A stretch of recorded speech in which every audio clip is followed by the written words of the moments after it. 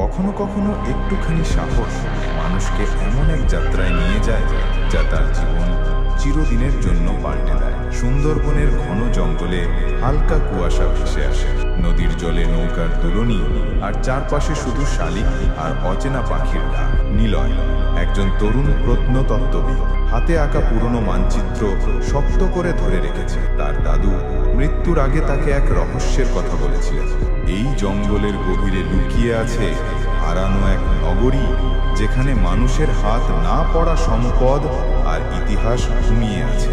নিলয়ের সঙ্গে আছে তার বন্ধু তৃষা, এক দক্ষ ফটোগ্রাফার। তৃষা বলল, তুমি কি সত্যি মনে করো এই মানচিত্র আমাদের কোথাও নিয়ে যাবে? নিলয় বলল, দাদু কখনো মিথ্যে বলতেন না, আমি জানি কিছু একটা আছে এখানে। তাদের নৌকা থামল এক নির্জন ঘাটে, চারদিকে শুধু বিশাল গাছ আর অচেনা শব্দ। হঠাৎ তৃষা ফিসফিস করে বলল, শোনো, কারোর পায়ের আওয়াজ আসছে। ঝোপের আড়াল থেকে বেরিয়ে এলো কয়েকজন বনজীবী। তারা সন্দেহ ভরা চোখে তাদের দেখল। একজন বয়স্ক মানুষ বলল, তোমরা ওদিকে যেও না, ওই জঙ্গলে যেই গেছে আর ফিরে আসেনি।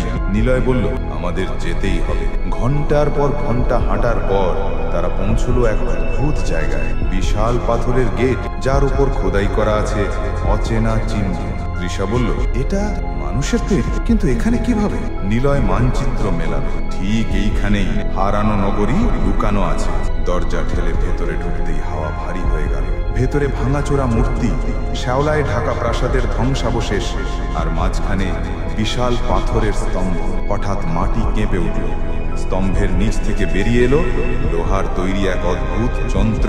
তৃষা চিৎকার করে বলল, নিলয়, এটা তো প্রাচীন প্রযুক্তি। যন্ত্রটি আলো ছড়াতে লাগলো, আর অচেনা ভাষায় ধ্বনি ভেসে এলো, যে আমার নগরীর গোপন উন্মোচন করবে তাকে দিতে হবে নিজের সবচেয়ে প্রিয় জিনিস।